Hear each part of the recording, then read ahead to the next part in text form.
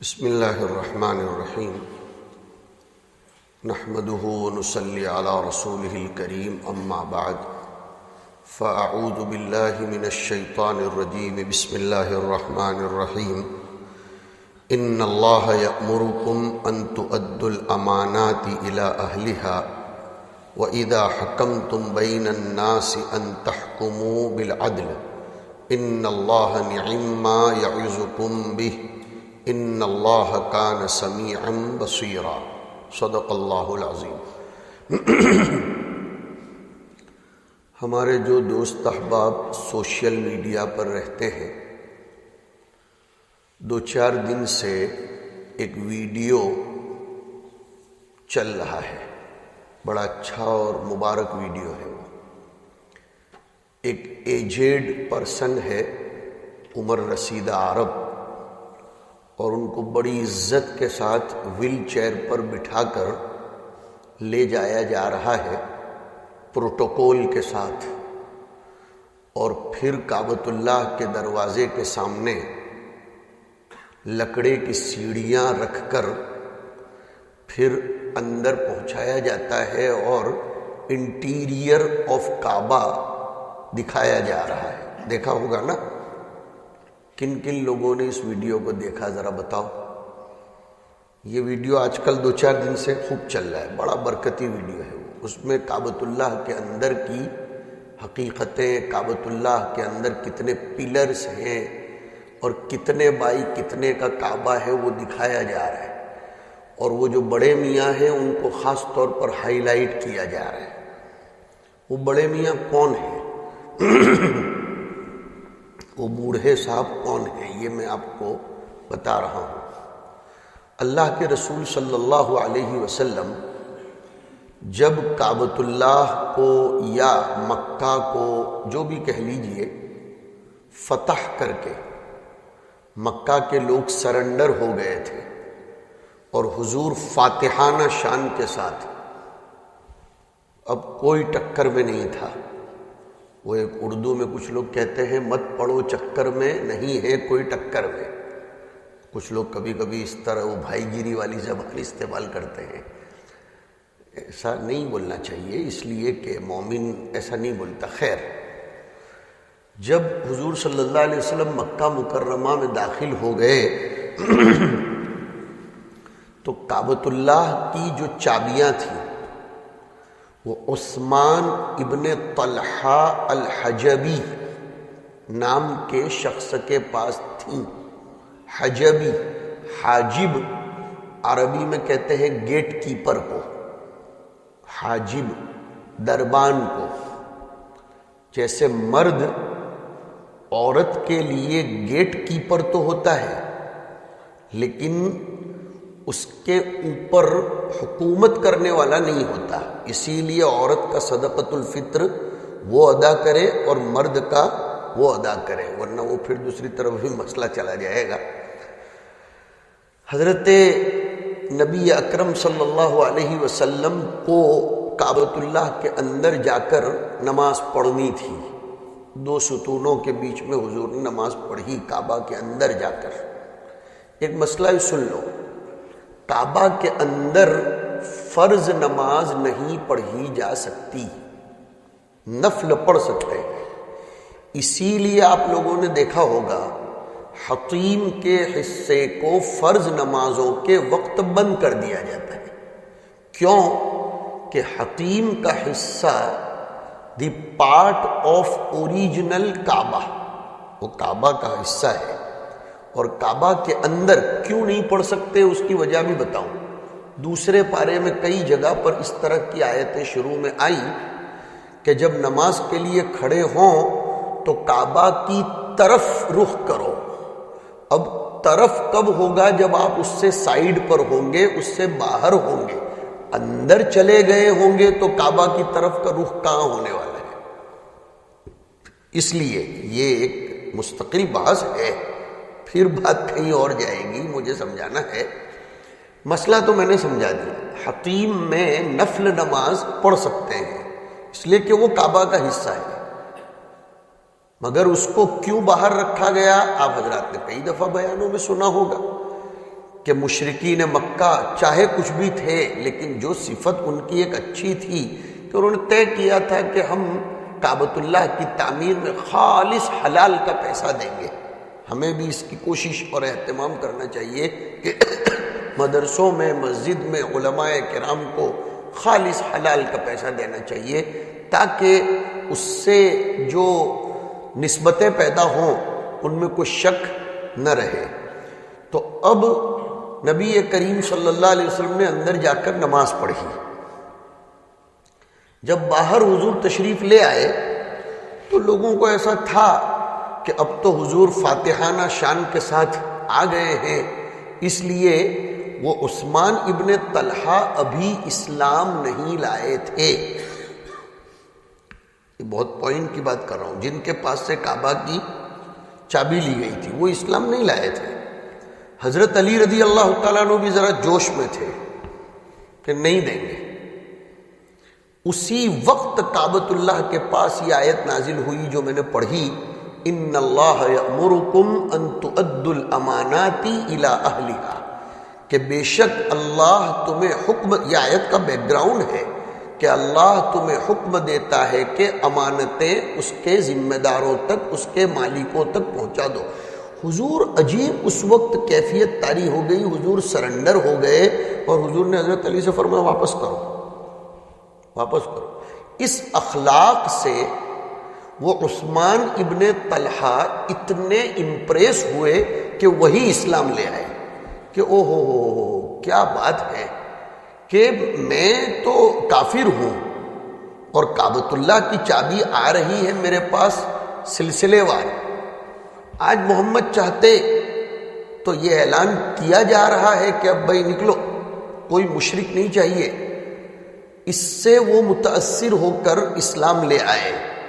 لیکن ادھر حضور کو بھی دیکھو، کیا اسلام ہے میرے بھائیو. سمجھو حضور نے وہی فیصلہ فرمایا کہ نہیں تم اسلام لے آئے ہو، بہت اچھا، یہ چابی تمہارے ہاتھ میں پکڑو. اور ایک لفظ فرما دیا، سنو مسلمانوں، ایک لفظ فرما دیا، ہا کا خالدتن تالیدتن الی یوم القیامہ، کہ چابی تمہارے ہاتھ میں رکھو، قیامت تک تمہارے خاندان میں چلتی رہے گی، ہمیں اس سے کوئی لینا دینا نہیں. بڑی بڑی حکومتیں آئیں، آپ جانتے ہو حضور خود فاتح تھے، حضرت ابو بکر خلیفہ بنے، حضرت عمر بنے، وغیرہ وغیرہ وغیرہ بنتے چلے گئے. اوٹومن ایمپائر وہاں رول کرنے لگا. اس کے بعد یہ سعودی گورنمنٹ، لیکن نہ تو ملک فیصل کی ہمت ہوئی، نہ ملک خالد کی، نہ ملک فہد کی، نہ ملک عبدالعزیز کی، بلکہ جنہوں نے سعودی حکومت کو اسٹیبلش کیا کسی کی آج تک ہمت نہیں ہوئی. ان بڑے بڑوں کو بھی جب کعبہ کے اندر جانا ہوتا ہے تو وہ جناب کو بلاتے ہیں جو ان کے خاندان میں چلے آ رہے ہیں، اور ماشاءاللہ ان لوگوں کے بڑے بڑے باغات ہیں اور بہت اعلیٰ درجے کے وہ عرب ہیں. ان کو بلا کر وہ زبردست انداز میں وہ چابی سونے کی ہے اور اس کو اتنے اچھے طریقے سے رکھا جاتا ہے، اس سے کعبۃ اللہ کھولا جاتا ہے. مجھے یہ سمجھانا ہے کہ امانت کا جو لفظ ہے وہ ہمارے اندر صرف پیسوں کے لیے آ گیا ہے کہ امانت پیسے جو ہوں تو اس کی نہیں. امانت کا تعلق ذمہ داریوں سے بھی ہے. اگر آپ ٹرسٹی ہیں، ٹرسٹ کا معنی ہی ہوتا ہے بھروسہ. یہ آپ کے پاس ایک ذمہ داری ہے، یہ ایک امانت ہے، اس کو پورا پورا ادا کرنا کتاب و سنت کے مطابق یہ امانت ہے.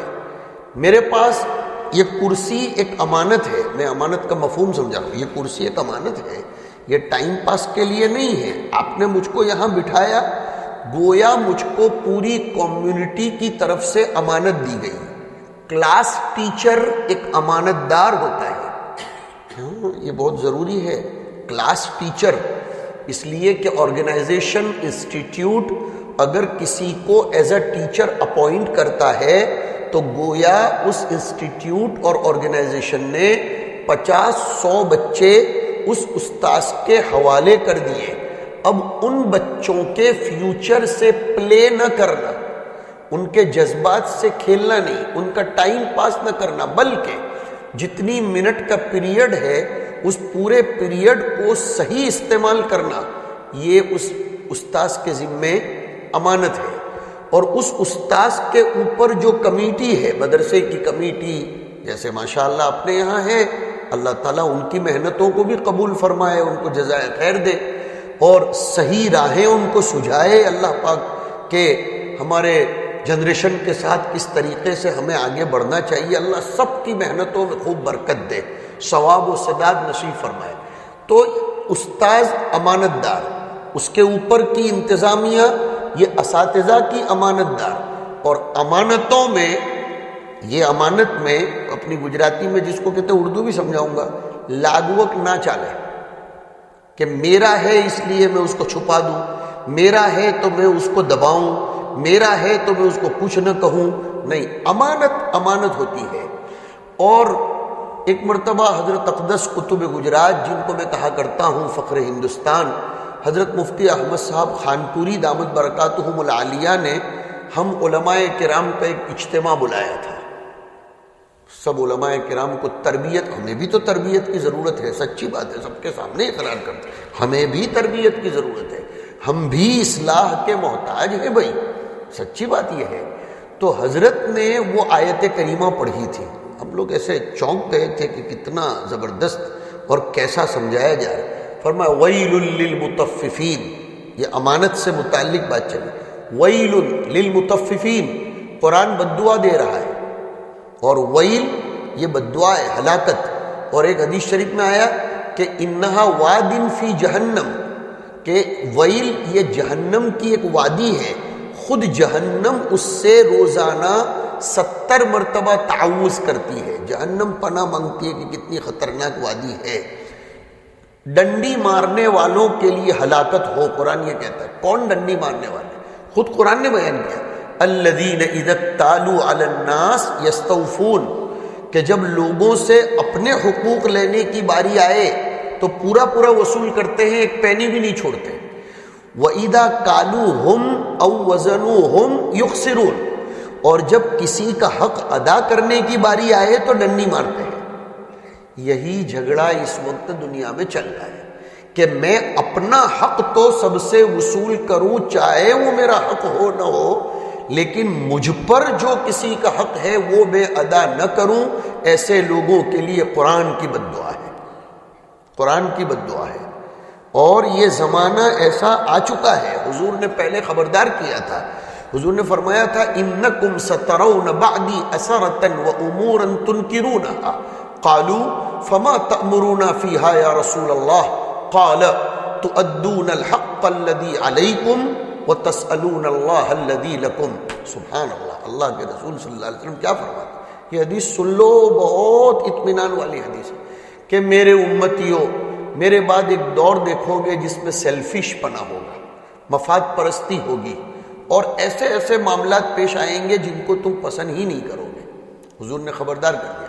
صحابہ کرام نے دریافت فرمایا کہ اس زمانے میں ہمیں کیا کرنا چاہیے؟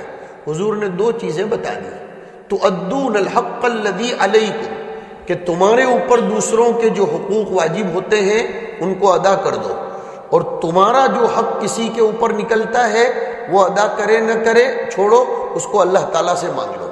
اب اگر اس نسخے پر ہم میں کا ہر آدمی یہاں عمل کر لے تو کسی کا کسی پر حق ہی نہیں رہے گا۔ تؤدون الحق الذی علیکم، میں یہ طے کر لوں مجھ پر آپ کا جو حق ہے وہ میں ادا کروں، آپ طے کرو کہ آپ کے اوپر میرا جو حق ہے وہ آپ ادا کریں، یہ میرا حق ادا کر دیں، یہ اور آپ ان کا، یہ آپ کا حق، جھگڑا ہی نہیں ہوگا۔ لیکن آج کل گھروں میں بھی یہ ہو رہا ہے، ہسبینڈ ایز اے ہسبینڈ چاہتا ہے سارا حق میرا ہی ہے، بیوی کا کوئی حق نہیں، غلط۔ بیوی یہ سمجھتی ہے سارا حق میرا ہے، بچے سمجھتے ہیں۔ گھروں میں جو جھگڑے پیدا ہو رہے ہیں وہ ون سائڈ پلینگ کی وجہ سے ہو رہے ہیں، ون سائڈ گیم کی وجہ سے ہو رہے ہیں، کہ بہت سے گھروں میں اولاد کو اپنے ماں باپ کا کوئی حق ادا نہیں کرنا، اور بہت سے گھروں میں اولاد بیچاری حق ادا کرتی ہے لیکن ماں باپ ایسے اکھڑ مزاج کے ہوتے ہیں کہ وہ اولاد کے ساتھ اس انداز کا رویہ نہیں اپناتے، جھگڑا ہو جاتا ہے۔ یہ طے کرو، میں امانت کے اوپر سے چل رہا ہوں کہ لفظ امانت یہ صرف پیسوں کے ساتھ نہیں ہے۔ دوسری بات، یہ جو ایک نیچر ہے کہ سامنے والا میرا حق ادا کرے، وہ میرے ساتھ امانت کا معاملہ کرے تو ہی میں کروں۔ حدیث شریف میں آیا اد الامانۃ الی من ائتمنک ولا تخن من خانک، کہ جو آدمی تمہارے پاس امانت رکھے تم اس کی امانت واپس کر دو، اگر وہ خیانت کرتا بھی ہے تو جواب میں تم اس کے ساتھ خیانت مت کرو۔ جیسے رشتہ داریوں کے بارے میں آیا کہ رشتہ داری نبھانا اس کو نہیں کہتے کہ سامنے والا نبھاتا ہو تو تم نبھاؤ اور سامنے والا توڑتا، لیس الواصل بالمکافی، حدیث میں فرمایا کہ رشتہ داری کا حق ادا کرنے والا وہ نہیں ہے جو برابری سرابری کرتا ہو، ولیکن الواصل اذا قطعت رحمہ وصل، کہ جب اس کی رشتہ داری کاٹی جائے پھر بھی وہ جوڑتا ہے۔ امانت کا تعلق باتوں سے بھی ہے، جی ہاں میں نے کہا نا باتوں سے بھی ہے۔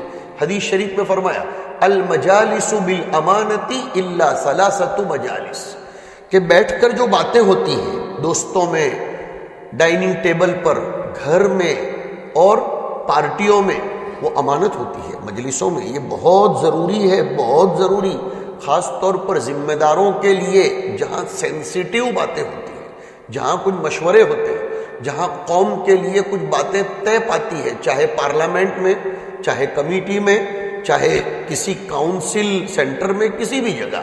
مثلا ہم ایک استاد ہیں، اگر محتمم کے ساتھ بیٹھ کر کچھ مشورے ہو رہے ہیں اور وہاں یہ کہہ دیا گیا کہ یہ امانت ہے، ختم بات، وہ باہر نہیں آنی چاہیے، اس کو حدیث میں فرمایا گیا کہ مجلسیں امانت ہوتی ہے۔ لیکن حضور نے فرمایا 3 مجلسوں کی باتیں آؤٹ کر سکتے ہیں، چاہے سامنے والے نے کہا ہو کہ یہ امانت ہے لیکن آپ آؤٹ کر سکتے ہیں۔ نمبر 1، اگر کسی مجلس میں کسی مسلمان کی عزت کے ساتھ کھیلنے کا پلان بنایا جا رہا ہے کہ ہم اس کے ساتھ ایسا کریں گے، اس کی اولاد کے ساتھ ایسا کریں گے، اس کے مال کے اوپر ایسا اٹیک کروائیں گے، اس کے اوپر مقدمہ کروائیں گے، اس کو فلاں کیس میں پھنسا دیں گے، نعوذ باللہ سبحان، تو ایسی کوئی بات کسی مجلس میں ہوئی ہے، آپ فوراً سامنے والے کو مطلع کر دو کہ تمہارے بارے میں ایسی پلاننگ چل رہی ہے۔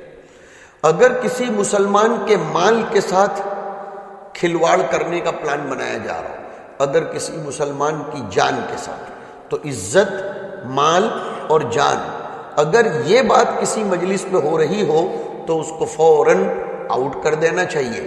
اسی طرح واٹس ایپ پر کبھی کبھی ہم لوگ جو ایک دوسرے سے چیٹنگ کرتے ہیں، میرے بھائیو اس میں بہت گڑبڑ ہو رہی ہے، لوگ اس کا اسکرین شاٹ لے کر محفوظ کر لیتے ہیں اور سامنے والے کو پریشر، یہ امانت ہے، یہ خیانت کرتے ہیں اگر ہم نے اس کی اجازت کے بغیر اس کی بات کو، چاہے اس سے کتنی ہی دشمنی کیوں نہ ہو جائے۔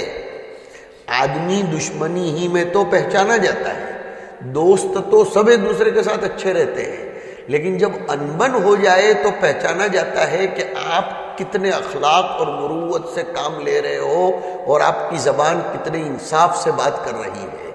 تو یہ جو واٹس ایپ پر چیٹنگ ہوتی ہے اس کو بھی ہم آؤٹ نہیں کر سکتے۔ اسی طرح آج کل ایک نئی مصیبت چلی ہے بہت سے لوگوں میں، کال ریکارڈ کرنا، یہ بھی خیانت ہے، یہ بالکل خیانت ہے۔ آپ سامنے والے کی اجازت کے بغیر اس کا کال ریکارڈ نہیں کر سکتے، اور اگر آپ کو کرنا ہے تو پہلے اس کے پاس اجازت لے لو کہ دیکھو بھائی میں آپ کے ساتھ جو بات کرنے والا ہوں وہ کال ریکارڈ کروں گا، اگر وہ ہاں کہے تو ٹھیک، وہ نہ کہے تو آپ نہیں کر سکتے۔ ظلم تو یہاں تک کر رہے ہیں کہ بغیر اجازت کے کال ریکارڈ تو کر لیتے ہیں اور پھر ایموشنل بلیک میلنگ کرتے ہیں کہ کوئی بات نہیں، تیرے ساتھ جو بات ہوئی وہ میرے پاس محفوظ ہے، میں نے ریکارڈ کیا ہے، وقت پر اس کو آؤٹ کروں گا۔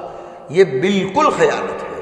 ہم کسی کے ساتھ جو بات ہوئی ہے، پرسنل بات ہوئی ہے کسی کے ساتھ، ہم بلکہ یہاں تک لکھا ہے آپ میرا بیان اگر ریکارڈ کر رہے ہیں تو یہ بھی آپ کو مجھے بتا دینا چاہیے تاکہ مجھے پتا چلے کہ میں آپ کے ساتھ کس انداز میں بات کروں۔ میں آپ کے اوپر اعتماد کر کے بالکل بات کر رہا ہوں کھلے من کے ساتھ، اور آپ ریکارڈنگ کر رہے ہیں۔ وہ ریکارڈنگ آپ کہیں پہنچا رہے ہیں جہاں ہضم کرنے کی طاقت نہیں ہے کسی کو، جو اس کا کچھ مطلب اور نکال سکتا ہے، تو یہ تو ایک بہت بڑی آفت ہو جائے گی، یہ مصیبت ہے۔ آج کل لوگ اسپائی کیمرہ لے کر، اسپائی پین لے کر مجلسوں میں بیٹھ جاتے ہیں، یہ بھی ایک مصیبت چلی ہے کہ 5-10 لوگ جمع ہوئے ہیں، ایک آدمی موبائل چالو کر دیتا ہے، ریکارڈنگ کر رہا ہے، پوری مجلس پتہ نہیں چلنے دیتا کہ میں ریکارڈ کروں۔ یہ بھی خیانت ہے، اور جانتے ہو خیانت کرنا یہ منافقوں کی نشانی ہے۔ حدیث شریف میں آیا آیت المنافق ثلاث، منافق کی 3 نشانیاں ہیں، اور ایک تو فرمایا اذا اؤتمن خان، جب اس کے پاس امانت رکھی جائے، چاہے بات کی امانت، چاہے پیسوں کی امانت، چاہے راز کی امانت، چاہے محبت کی امانت، بلکہ حضرت عبداللہ ابن مسعود رضی اللہ تعالیٰ عنہ تو فرماتے ہیں غسل الجنابت ایضا امانت، کہ جنابت کا غسل بھی امانت ہے۔ اب آپ بولو گے اس میں کیا امانت؟ یعنی پانی بالوں کی جڑوں تک پہنچانا، یہ ان جڑوں کا حصہ ہے، جو ان تک پہنچا دینا یہ اس کی امانت ہے۔ کان اللہ کی دی ہوئی ہمارے پاس، بولتے جاؤ، امانت ہے، صرف نعمت نہیں، امانت ہے۔ آنکھیں اللہ کی، ہماری نہیں ہے یہ۔ ہم اسی لیے تو اسلام میں ڈسکس ہوتا ہے کہ مرنے کے بعد آپ کی آنکھ نکال کر کسی کو دے سکتے ہیں کہ نہیں، organ کسی کے حوالے کرنا، یہ وہ آپ کا ہے ہی نہیں۔ جب وہ یہ آپ کے پاس، میرے پاس اللہ تبارک و تعالیٰ کی امانت ہے۔ اور آیت کیا پڑھی میں نے؟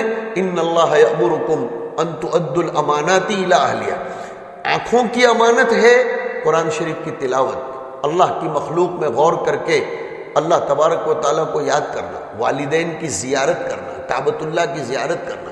کان کی امانت قرآن شریف کی تلاوت، بیانوں کو سننا، اچھی باتیں سننا۔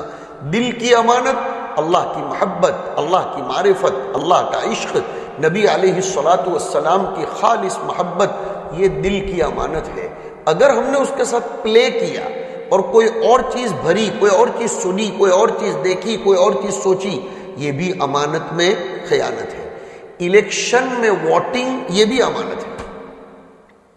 جی ہاں، الیکشن میں ووٹنگ کی 3 حیثیتیں ہیں، بات نکل پڑی تو کہہ دوں۔ ووٹ دینا شہادت، شفاعت اور امانت، 3 چیزیں ہیں۔ کیا کیا کہا؟ چلو بولو۔ شہادت، شفاعت اور امانت۔ ووٹنگ یہ تینوں چیزیں۔ شہادت کا مطلب آپ جس کے حصے میں ووٹ ڈال رہے ہیں، گویا آپ گواہی دے رہے ہیں کہ یہ آدمی اس لائق ہے کہ ہماری طرف سے ہم اس کو ریپریزنٹیٹیو بنا رہے ہیں اور یہ ہمارا کام کرے گا۔ ووٹ ایک امانت ہے، اور شفاعت بھی ہے کہ آپ اعلیٰ درجے کے لوگوں کو سفارش کر رہے ہیں کہ ہم سفارش کر رہے ہیں ووٹ دے کر کہ ان کو ہمارے علاقے میں، ہمارے کنٹری میں، ہمارے صوبے میں ان کو طے کرو، تاکہ اب ظاہر سی بات ہے اس کو یہ سمجھ کر ووٹ دینا کہ میرے خاندان کا ہے، میرے علاقے کا ہے، جبکہ آپ کو معلوم ہے کہ یہ گڑبڑ کرے گا، یہ بھی امانت میں نے آپ کو سمجھانے کی کوشش کی کہ امانت یہ بہت براڈ میننگ والا ورڈ ہے۔ اللہ کرے کہ یہ ہمیں سمجھ میں آئے۔ اس پر اور بھی بہت کچھ کہا جا سکتا ہے، لیکن ہو گیا ماشاءاللہ، ابھی اتنا آپ کے لیے کافی ہے۔ حق تعالی شانہ ہمیں امانت کا حق ادا کرنے کی توفیق عطا فرمائے۔ نماز بھی ایک امانت، اس میں قول کیسے باندھنا اور کیسے کھڑے رہنا۔ ہم لوگ یوں کرتے ہیں، کوئی یوں کرتا ہے، کوئی یوں کرتا ہے، اصل طریقہ یہ ہے، یہ بہت آسان ہے۔ جو حال سجدے میں سر رکھنے کا ہے وہی حال قول باندھتے وقت ہونا چاہیے۔ سجدے میں سر رکھنے کا طریقہ یہ ہے کہ یہ چہرہ دونوں ہاتھوں کے بیچ میں رہے، تو قول بھی ایسے ہی باندھنا چاہیے۔ آسان کر کے سمجھا دیا۔ اور اس طرح کھڑا رہا جائے، اس طرح۔ ہاں، اور رکوع کیسے کرنا یہ بھی امانت ہے، کہ گردن نہ زیادہ جھکانا نہ اوپر۔ یہ پیشانی بھی اللہ کی، چلو بولو ماشاءاللہ، امانت ہے۔ یہ جھکے گی تو صرف اللہ تبارک و تعالیٰ کے سامنے۔ اور آگے سنو، قربانی، جانور ذبح کرنا، یہ بھی امانت ہے۔ یہ آپ اللہ کے علاوہ کے نام پر ذبح نہیں کر سکتے۔ انی وجہت وجہی للذی فطر السماوات والارض حنیفا وما انا من المشرکین۔ کتنی پیاری آیت ہے۔ ان صلاتی ونسکی ومحیای ومماتی للہ رب العالمین لا شریک لہ، کہ میری نماز، میری تمام عبادتیں، میرا جینا، میرا مرنا صرف اللہ رب العزت کے لیے ہے۔ یہ امانت ہے۔ تو جس کی امانت ہے، یہیں سے تو وہ صحابیہ نے، آخری 1 منٹ کی بات، وہ صحابیہ نے اپنے شوہر کے غم کو ہلکا کر دیا تھا۔ ارے فضائل اعمال میں بہت سنتے ہیں ہم لوگ وہ واقعہ، وہ جو ایک صحابی اللہ کے راستے میں تشریف لے گئے تھے، ان کا چھوٹا بچہ دم توڑ رہا تھا، اس کا انتقال ہو گیا تھا۔ جب وہ تشریف لائے تو بیوی نے ڈائریکٹ ان کو خبر نہیں کر دی کہ بچہ انتقال کر گیا، نے کتنے اچھے طریقے سے ہینڈل کیا۔ کچھ عورتیں ہوتی ہیں جو اپنے شوہر کو کس انداز میں بات پیش کر کے اس کا غم ہلکا، یہی تو عورت کا کام ہوتا ہے۔ مجھے باتیں بہت یاد آ رہی ہے آپ لوگوں کی برکت سے، حضرت خدیجہ نے حضور کا غم کیسا ہلکا کر دیا۔ بیوی تو اس کو کہتے ہیں، نہ یہ کہ وہ اس کا ٹینشن اور بڑھائے اور اس کو مصیبت میں اور ڈالے اور بات کا بتنگڑ بنائے۔